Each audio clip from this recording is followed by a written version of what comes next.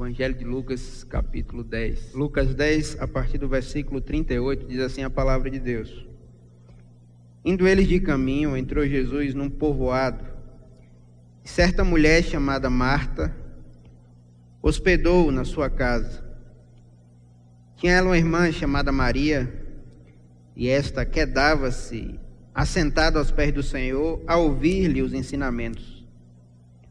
Marta agitava-se de um lado para outro, ocupada em muitos serviços. Então se aproximou de Jesus e disse: Senhor, não te importas de que minha irmã tenha deixado que eu fique a servir sozinha? Ordena-lhe, pois, que venha ajudar-me. Respondeu-lhe o Senhor: Marta, Marta, andas inquieta e te preocupas com muitas coisas.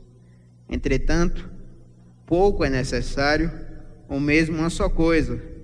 Maria, pois, escolheu a boa parte, e esta não lhe será tirada. Você vai abrir comigo agora, por gentileza, lá no Evangelho de João, capítulo 11. Evangelho de João, capítulo 11, do versículo 1 ao versículo 5.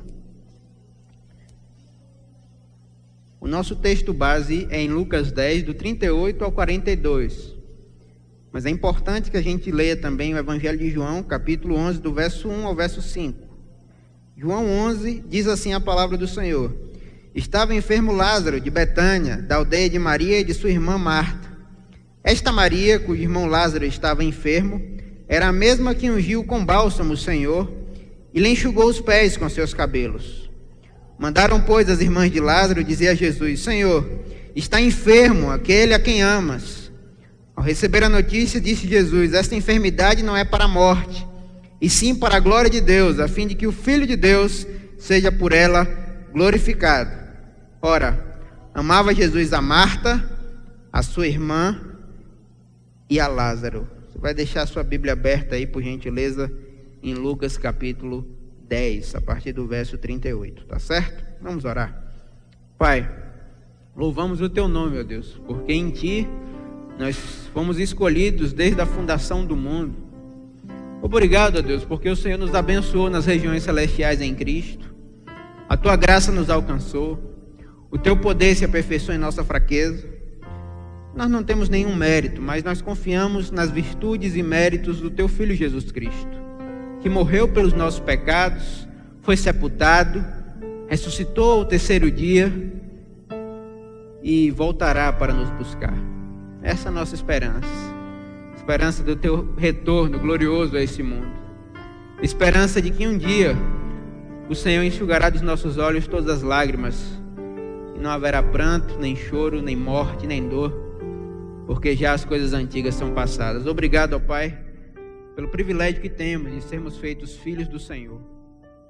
Ó Pai, nós não temos palavras para expressar nossa gratidão a Ti, porque o Senhor prova o seu amor para conosco, que Cristo morreu por nós, sendo nós ainda pecadores. Muito obrigado, ó Deus, pela Tua misericórdia. Eu suplico, ó Pai, fala conosco, nós queremos ouvir a Tua voz, em nome de Jesus, amém. Meus irmãos, o Evangelho nos relata que tanto Marta quanto Maria e Lázaro tinham uma amizade profunda, genuína, verdadeira com Jesus. No versículo 5, lá do Evangelho de João, capítulo 11, diz que Jesus amava essa família. Jesus amava Marta, amava Maria e amava Lázaro. A afeição do Filho de Deus por Marta, Maria e Lázaro era muito grande. E certa feita, Lázaro se achou enfermo. E quando Jesus recebeu a notícia de que Lázaro estava enfermo, ele disse que a enfermidade de Lázaro não era para a morte, que Lázaro não iria, de fato, experimentar a morte física de forma definitiva no tempo. E, de fato, Jesus ressuscitou Lázaro. O texto bíblico nos revela que Maria também era a mesma que Jesus teve um encontro e que, diante dos líderes religiosos, ela ungiu com bálsamo o Senhor, enxugou os pés de Jesus. E sobre Maria, a irmã de Lázaro, a irmã de Marta, Jesus disse que a quem muito ama, muito foi perdoado, mas a quem pouco foi perdoado, pouco ama. E, de fato, quando a religiosidade judaica tentava afastar Maria da comunhão com Jesus, a censurava, Jesus dizia que o que ela fez seria contado. E hoje o evangelho é pregado e nós temos esse exemplo da mulher que ungiu com bálsamo, com unguento os pés do Senhor e enxugou os pés com seus cabelos. E com as suas lágrimas diante de Deus em profundo arrependimento, quebrantamento, ela de fato demonstrava um amor pelo seu Cristo, que era mais importante do que as convenções sociais, que era mais importante do que o seu status quo, que era mais importante do que a sua vida. Nesse texto, para que a gente se situe melhor, inclusive o Evangelho ele nos afirma que eles estavam indo de caminho, os discípulos, quando Jesus entrou num povoado. No versículo 38 do capítulo 10, revela que Jesus entrou no povoado. Jesus, que nasce em Belém, passa a sua infância e adolescência na desprezível Nazaré, e ouve de um dos seus seguidores: se pode de Nazaré de fato sair alguma coisa que preste? Será que de Nazaré pode de fato sair alguma coisa que preste? Mas Jesus não tinha problema de autocomiseração, ele não tinha problema de complexo de inferioridade, mas ele sabia quem ele era. Ele sabia que, embora ele fosse o Filho de Deus, o Deus homem de Nazaré, a imagem do Deus invisível, o primogênito de toda a criação, ele não tinha problema de ser reconhecido como Jesus de Nazaré, o Quírios, o Senhor soberano sobre todas as coisas. E aí era costume de Jesus entrar em povoados, em cidades, anunciando as boas notícias, pregando o evangelho da graça, convidando os homens ao arrependimento, dizendo como o evangelista Marcos no capítulo 1, versículo 15, o tempo está próximo, arrependei-vos e crede no evangelho. Quando Jesus entra no povoado, certa mulher chamada Marta o recebe na sua casa. A mesma Marta, irmã de Lázaro, recebe Jesus na sua casa. A mesma Marta, a quem Jesus amava, recebe Jesus na sua casa. E hoje nós vamos falar sobre a melhor parte.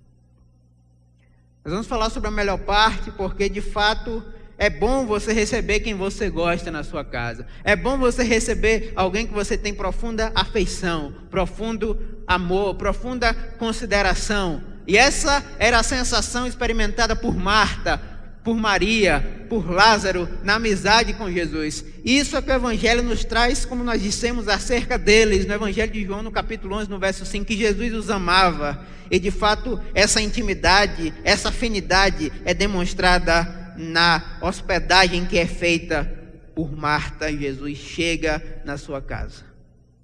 Versículo 39, tinha ela uma irmã chamada Maria, e esta quedava-se assentada aos pés do Senhor a ouvir-lhe os ensinamentos. O versículo 39 nos diz que ela, assim que Jesus chega na sua casa, ela se assenta aos pés de Jesus para ouvir o seu ensino, para ouvir a sua doutrina, para ouvir a sua palavra. Ela estava assentada aos pés de Jesus. Note esse detalhe no texto, que o evangelista Lucas coloca de propósito. Maria estava assentada aos pés de Jesus, ouvindo a sua palavra. A primeira atitude que eu aprendo com Maria aqui no texto bíblico é que ela buscou intimidade com Cristo. Ela buscou intimidade com Jesus. Se eu perguntasse a você, será que ela poderia ouvir Jesus de outro lugar? Certamente sim. Certamente ela poderia, ao receber Jesus em sua casa, estar no outro cômodo da casa. Ela poderia, ao receber Jesus em sua casa, estar fazendo alguma outra coisa, mas ela estava assentada aos pés do Senhor, ouvindo a sua palavra, porque ela buscou intimidade com Jesus. E ao contrário da noção mundana de que intimidade gera desprezo, a palavra de Deus nos ensina que intimidade gera respeito. Quanto mais íntimo, próximo de alguém você se torna, mas respeito, apreço e afeição por aquela pessoa que você tem. Ela buscou intimidade com Jesus. E é o que você precisa, é o que eu preciso. Estar assentada como Maria aos pés de Jesus, ouvindo a sua palavra. Ela buscou intimidade com Jesus, como Enoque,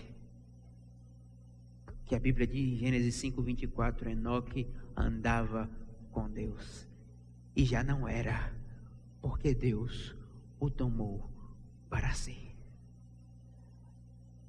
Ela buscou intimidade com Jesus, como o apóstolo Paulo, que escreve em Gálatas 6:17, sem mais que ninguém me perturbe, porque eu trago no meu corpo as marcas de Jesus. Quais as marcas que você carrega? É a marca da ideologia? É a marca do ego? É a marca do poder, da fama, do prestígio? Qual a marca você carrega? Paulo podia dizer com a autoridade de Deus, sem mais que ninguém me perturbe, porque eu trago no meu corpo as marcas de Jesus. Porque tinha intimidade com Deus.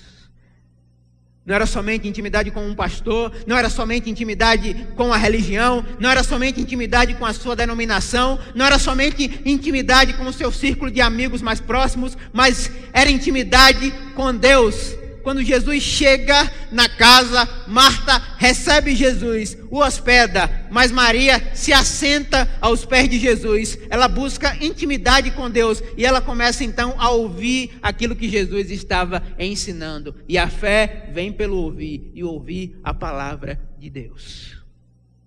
Não é a palavra do pregador, não é a palavra do pastor meramente, mas é a palavra de Deus. A fé vem pelo ouvir, e ouvir não é somente escutar.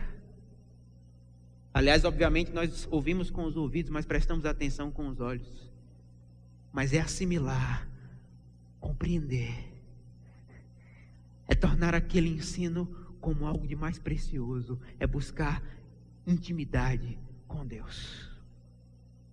Como nós cantamos aqui, como o rei Davi, eu quero te adorar. Davi sabia o Deus a quem ele servia, e quando ele peca, ele diz no Salmo 51, eu sei que o Senhor não te agradas em sacrifícios, senão eu os traria, mas os sacrifícios que o Senhor se agrada é um coração contrito, um coração quebrantado. Isso o Senhor não despreza. Buscar intimidade com Deus. Ele sabia que os sacrifícios que agradam a Deus são um coração contrito, um coração quebrantado. Deus não despreza. Nós temos hoje na igreja brasileira vários tipos de homens e vários tipos de mulheres. Nós temos homens e mulheres que dizem ter a autoridade de Deus, mas não têm. Nós temos homens e mulheres que falam em nome de Deus, mas não possuem a autoridade de Deus. Mas eu quero dizer a vocês que tipo de homens e mulheres raros nós temos hoje na igreja brasileira. Homens e mulheres quebrantados e quebrantadas de coração são muito raros.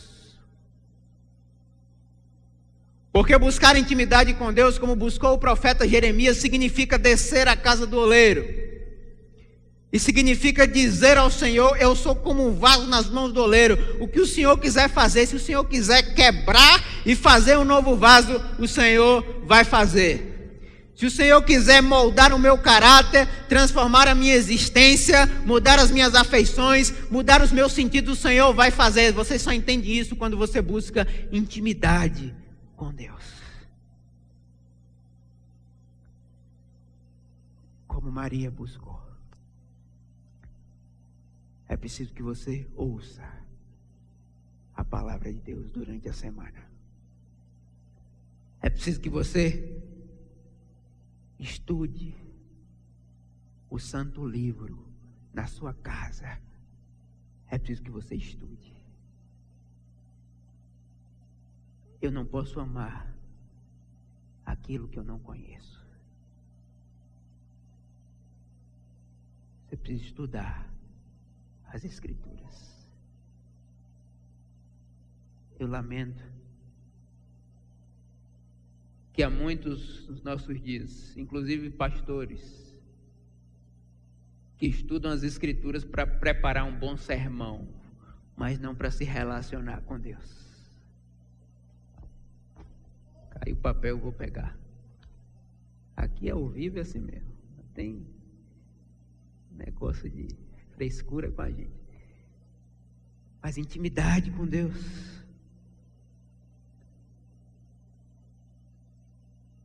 Quando você busca intimidade com Deus, você se torna mais parecido com Ele.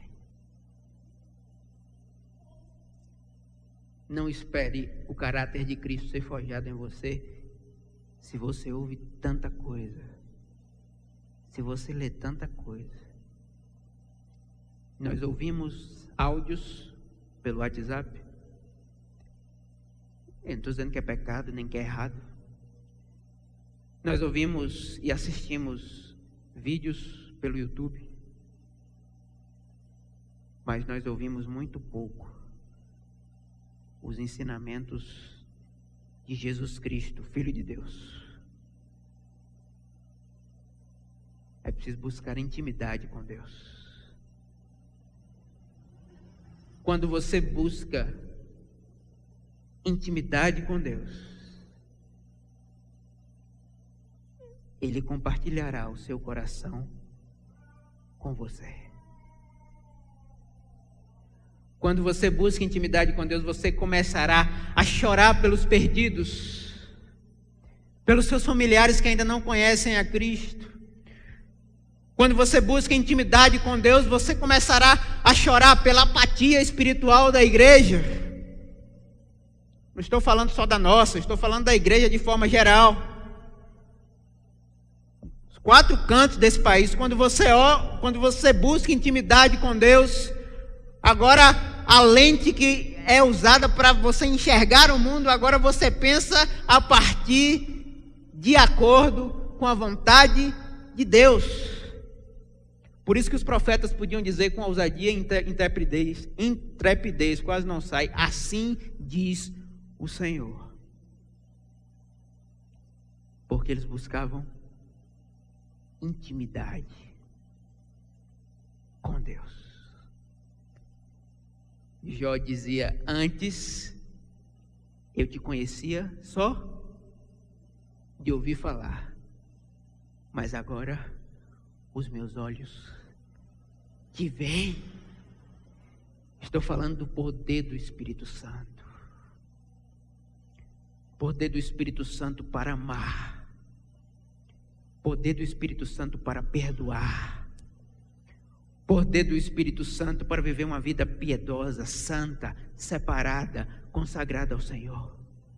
Poder do Espírito Santo para caminhar mais uma milha. Eu não estou falando de um espetáculo de circo por dinheiro. Eu não estou falando de pessoas caindo, rolando, balbuciando maluquices. Eu estou falando do verdadeiro poder do Espírito Santo. Se você tiver o poder do Espírito Santo de Deus na sua vida, você pode permanecer diante de qualquer homem. Você pode dizer como o salmista: mil cairão ao meu lado, 10.000 à minha direita, e eu não serei abalado. Você pode dizer como o salmista: a tua vara e o teu cajado me consolam. Ainda que eu ande num vale de sombra e de morte, eu não temerei mal algum, porque tu estás comigo. Busque intimidade com Deus.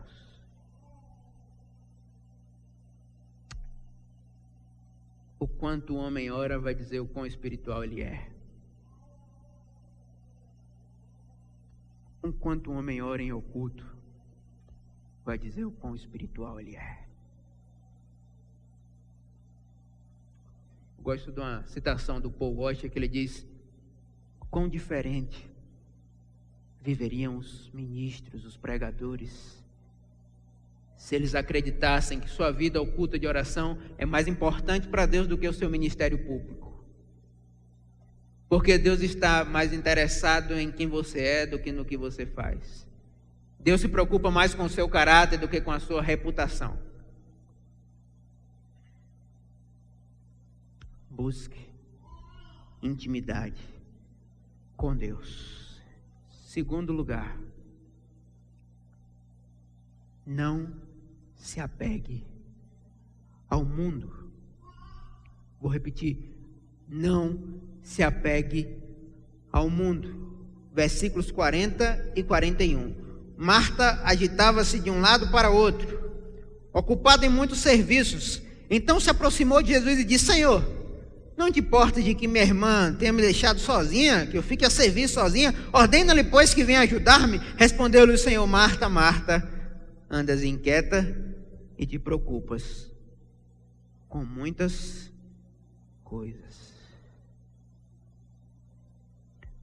Marta se queixou de Maria: Senhor, ordena que essa folgada aí da minha irmã que está te ouvindo comece a fazer alguma coisa. Senhor, ordene que essa folgada comece a trabalhar. Ordene que essa folgada, Senhor, me dê uma ajuda, porque eu estou ocupada com muitos serviços. E nós vivemos isso hoje no cristianismo brasileiro. Nós nos preocupamos tanto com as coisas de Deus, com os cargos de Deus, com fazer as coisas de Deus. Nós nos preocupamos tanto com as bênçãos de Deus, que nos esquecemos do Deus das bênçãos.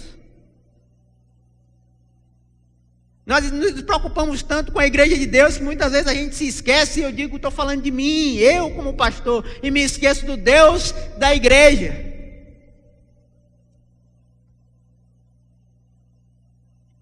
Marta, Marta, você está ansiosa e afadigada com muitas coisas. Apego às coisas deste mundo. Essa geração de cristãos, ela vive como se tudo fosse eterno.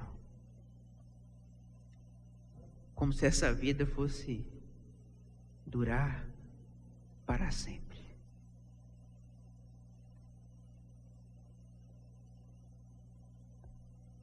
Mas a Bíblia diz que aquele que ama o mundo, o amor do Pai não está nele. Porque tudo que há no mundo, a cobiça da carne, cobiça dos olhos, ostentação dos bens que não provém do Pai. Aquele que quiser ser amigo do mundo, constitui-se inimigo de Deus. Quem é amigo dos valores desse mundo, constitui-se inimigo de Deus. Quem quer usar Jesus para ficar rico, ama este mundo, ama as riquezas, mas não a Cristo. As coisas deste mundo certamente têm a sua importância, mas elas não podem ser o centro da sua vida. Eu sei que cada um de vocês tem contas a pagar. Eu sei que cada um tem suas responsabilidades no dia a dia. Eu sei que cada um tem que trabalhar e ralar muito para ter o pão de cada dia. Mas eu digo a vocês, isso não é o mais importante. Marta, Marta, andas inquieta e te preocupas com muitas coisas. Jesus Cristo disse: não vos preocupeis com o que haver de comer, com o que haver de beber, com o que haver de vestir. Não é a vida mais importante do que o alimento? Quem falou isso foi Jesus. Não é o corpo mais importante do que as roupas? Por que vocês andam ansiosos? Quanto o que comer, quanto o que beber, quanto o que vestir? Os pagãos não correm atrás dessas coisas? Olhai as aves dos céus. Não semeiam, não cegam, nem ajuntam em celeiro. Contudo, o vosso Pai Celestial as alimenta. Não tem muito mais vocês valor do que elas, homens e mulheres de pouca fé? Não andeis inquietos, dizendo: o que comeremos, o que beberemos, com quem nos vestiremos? Que faculdade que eu vou cursar? Eu vou entrar em parafuso. E aí? E se eu não fizer isso? E se eu não fizer aquilo? E agora? Meu Deus, eu vou entrar em colapso. Não ande ansioso. Não deixe que isso domine você. Não se preocupe de maneira excessiva. Não se preocupe com o dia de amanhã, porque o dia de amanhã trará suas próprias preocupações. basta a cada dia o seu próprio mal.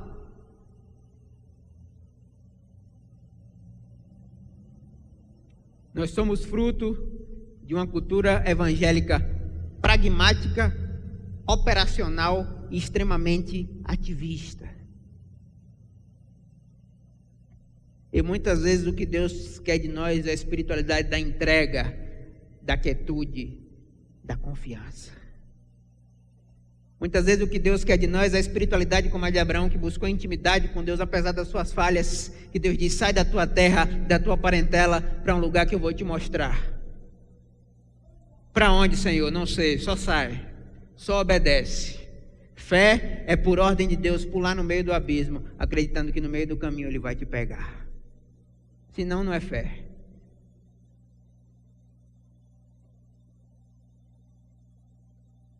E nós andamos inquietos com muitas coisas.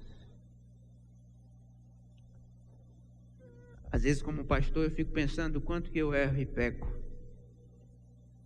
por andar inquieto, ansioso, afadigado com muitas coisas. Mas o Eclesiastes diz que é melhor você ir na casa do luto do que na casa da alegria. Basta uma simples perda, basta um simples acontecimento repentino da vida que é feita de mistério e problema,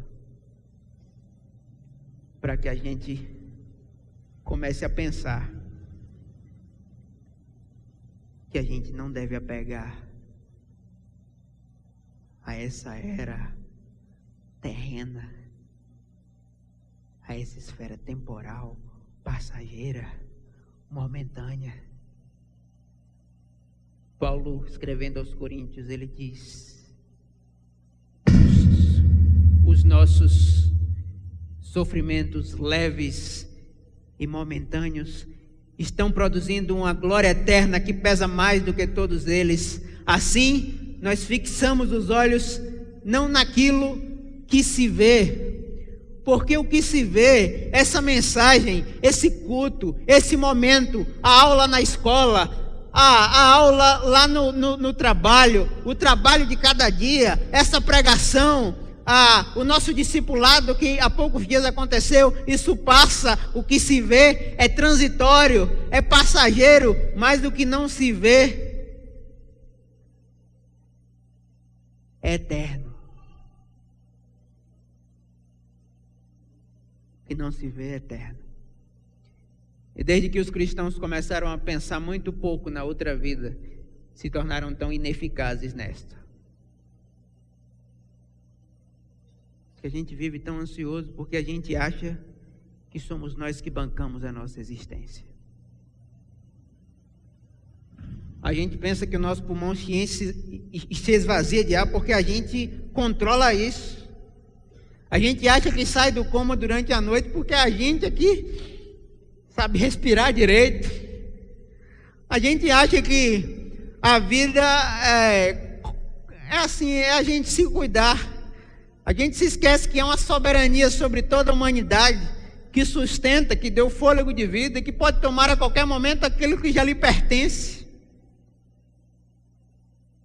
Como o homem que Jesus contou a parábola: agora eu vou juntar em celeiros, agora eu vou ter o que eu quero, agora eu vou ter aquilo, tudo esquematizado, a previdência, a saúde, a segurança, tudo aquilo que eu preciso para viver, para ter conforto, para ser feliz. Agora, depois que eu tiver isso, minha alma, regala-te, bebe, goza e agora vive com tranquilidade. Jesus disse a ele: louco, esta noite te pedirão a tua alma, o que tens preparado, para quem será? Existem inúmeras pessoas que estão ganhando o mundo, que estão se dando bem em faculdades, em empregos, estão se dando bem em várias esferas sociais, políticas, religiosas, estão ganhando o mundo, mas estão perdendo a alma. De que vale o ouro se ele não compra a alma? Porque a vida que Jesus propõe a você é que se você abrir mão dessa vida aqui, por amor do Evangelho, por amor de Cristo, e receber a vida que Ele tem para você, centrada não no eu, mas no outro, o eterno, aí sim, você será salvo.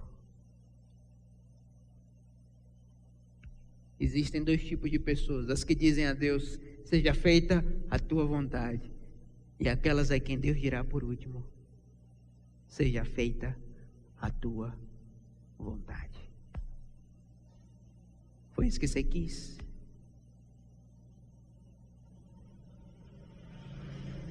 Mas de fato, ansiosos e preocupados com tantas coisas. Versículo 42. Entretanto, pouco é necessário, ou mesmo uma só coisa.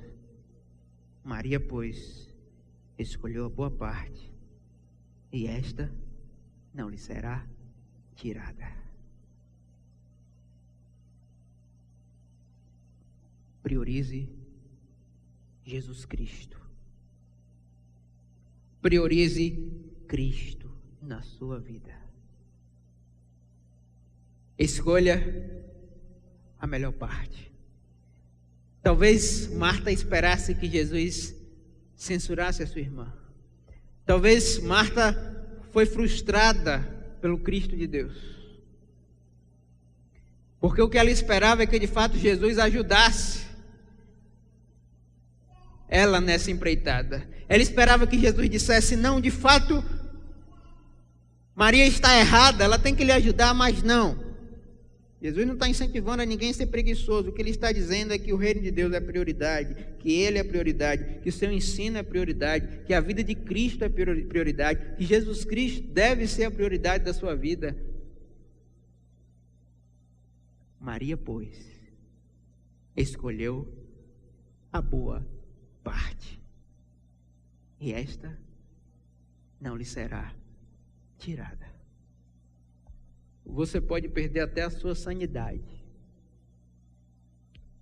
Você pode perder todos os seus bens. Você pode perder até toda a sua família, como Jó perdeu. Tudo vai passar, mas as minhas palavras não passarão. Priorize Jesus Cristo. Lamento que nós temos dado ao Senhor apenas o resto do tempo, resto do esforço, resto da capacidade, resto. O Cristo é dono de tudo na sua vida, na sua existência, ou Ele não é dono de nada. Ele não veio apenas atormentar o seu ego natural, não. Mas ele veio para matar o seu ego natural. Ele não veio apenas para reformar o seu coração. Nós tivemos uma reforma em 1517 com Lutero, e hoje nós precisamos de uma nova reforma. E de reforma em reforma a gente só dá uma nova forma, mas fica a mesma coisa. Mas de fato o que nós precisamos é trazer o Evangelho, as essências do Evangelho para a nossa vida, para o nosso casamento, para a escola, para o trabalho, para cada instante da nossa vida, permitir que o Evangelho seja o árbitro em nosso coração. Você já pensou o Evangelho nas igrejas como seria bom? Já pensou o Evangelho na vida dos pastores? Como a nossa Bahia seria diferente? Como Gentil do Ouro seria diferente? Já pensou o Evangelho transformando a nossa mentalidade, o nosso jeito de ser, de falar, de pensar, de agir? Já pensou? Cristo não veio atormentar o seu ego natural, como eu disse, ele veio matá-lo. Quem quiser vir após mim, negue-se a si mesmo. Tem que negar, meu filho, tem que negar, minha irmã. Tem que negar, meus jovens, tem que negar, pessoal.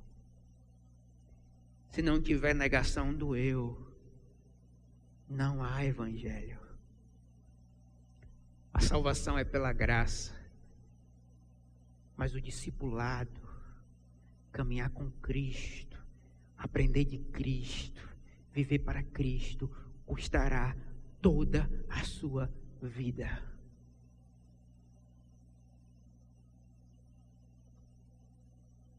Cristo disse: qualquer que não renuncia a tudo quanto possui não pode ser meu discípulo. Você tem que renunciar. Você tem que abrir mão. E se hoje nós temos inúmeras pessoas que não firmaram um compromisso decisivo e são hesitantes, eu não preciso todo dia ficar dizendo para vocês: venham ao culto, venham à igreja, congreguem, se relacionam com Deus, estejam na comunhão do corpo de Cristo. Eu não preciso, porque se pressupõe que de fato vocês nasceram de novo, se pressupõe que de fato Jesus Cristo é mais importante na vida de vocês do que qualquer outra coisa.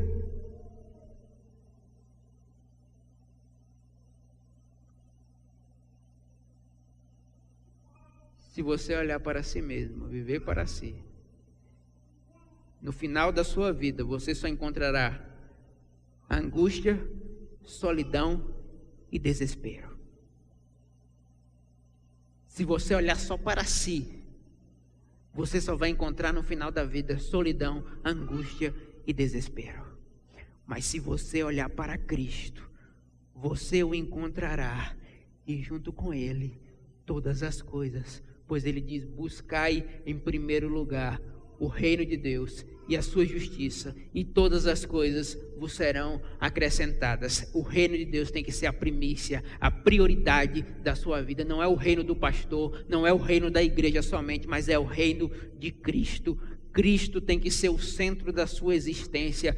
Cristo precisa ser a pessoa mais importante da sua vida. Ele precisa ser mais importante do que o seu cônjuge. Cristo precisa ser mais importante do que os seus colegas de escola, do que os seus amigos. Cristo precisa ser mais importante do que a liturgia. Cristo precisa ser mais importante do que o pastor. Cristo precisa ser mais importante do que tudo, como Ele de fato é. E haverá um dia, não restará dúvida sobre quem é o mais importante. Glorioso dia, quer você acredite, quer não, quer você viva para Ele, quer não, todo joelho se dobrará e toda língua confessará que Jesus Cristo é o Senhor, para a glória de Deus Pai. Vamos terminar com isso. Abre Apocalipse 5.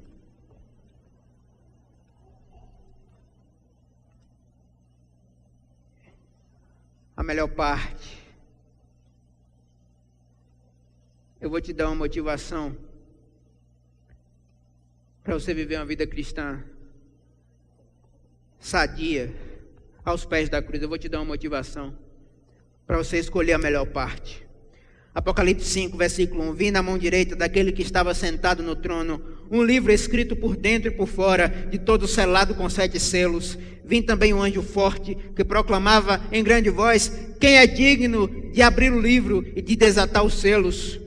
Ora, nem no céu, nem sobre a terra, nem debaixo da terra, ninguém podia abrir o livro, nem mesmo olhar para ele. E eu chorava muito, porque ninguém foi achado digno de abrir o livro, nem mesmo de olhar para ele. Todavia um dos anciãos me disse: não chores, eis que o leão da tribo de Judá, a raiz de Davi, venceu para desatar o livro, para abrir o livro e os seus 7 selos.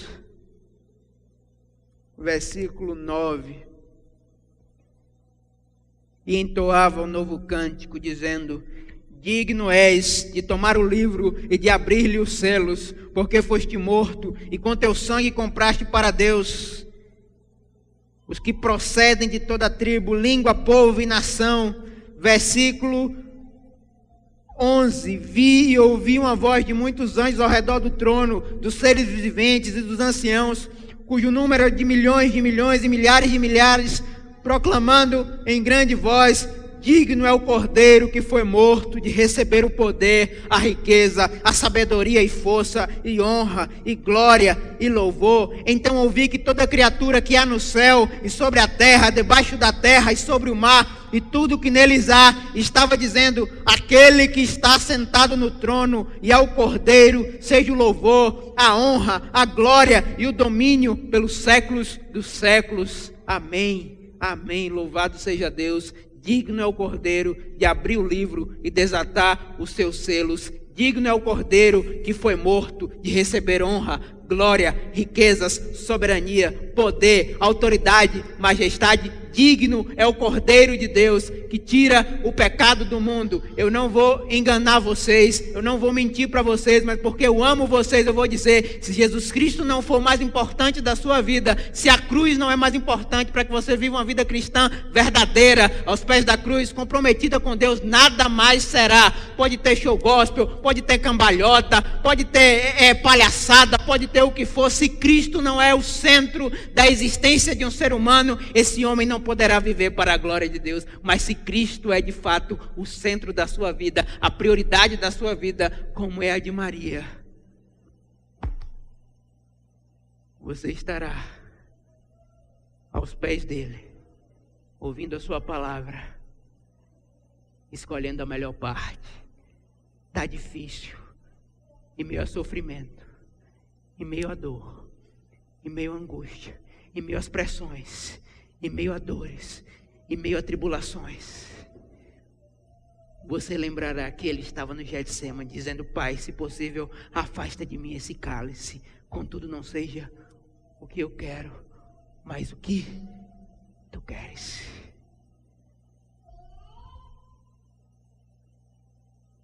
E o sofrimento será pequeno se comparada à glória eterna. Nesse dia, já estou terminando, agora é sério. Quando os portões da eternidade se abrirem, alguns lançados no inferno eterno, outros lançados na glória eterna. À direita, o trigo puro do Senhor.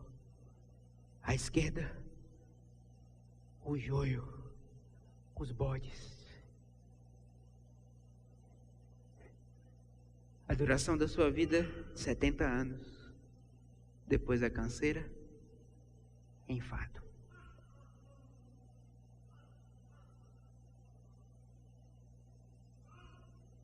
Não espere o tempo passar. Não espere pagar para ver.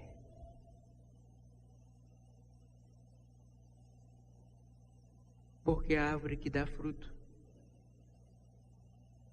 ele poda, ele limpa, ele disciplina, para que dê mais fruto ainda. Mas a árvore que não der fruto, o próprio Senhor, como ele disse à nação de Israel, ao povo judeu, e nós lemos aqui, como o Senhor está dizendo à igreja evangélica: estão discernindo os tempos? Estão percebendo o que está acontecendo? Como o Senhor tem dito à igreja evangélica brasileira: nunca mais dê fruto.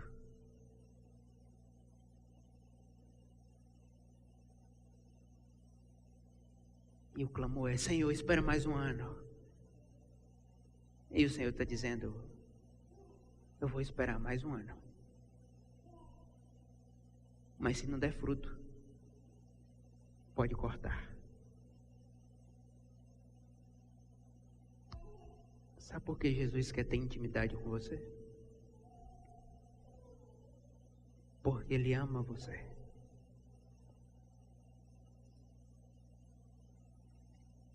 Você não vai encontrar, escute isso, leve isso no seu coração hoje. Você não vai encontrar propósito e significado, se seu objetivo é buscar propósito e significado. Mas se você buscar a Cristo, o encontrará, e juntamente com Ele encontrará tudo. A paz que você precisa não é uma ideia. A paz que você precisa é uma pessoa, que é espírito e vida. Jesus não trará paz à sua vida, Ele é a paz para a sua vida. Eu sou a luz do mundo.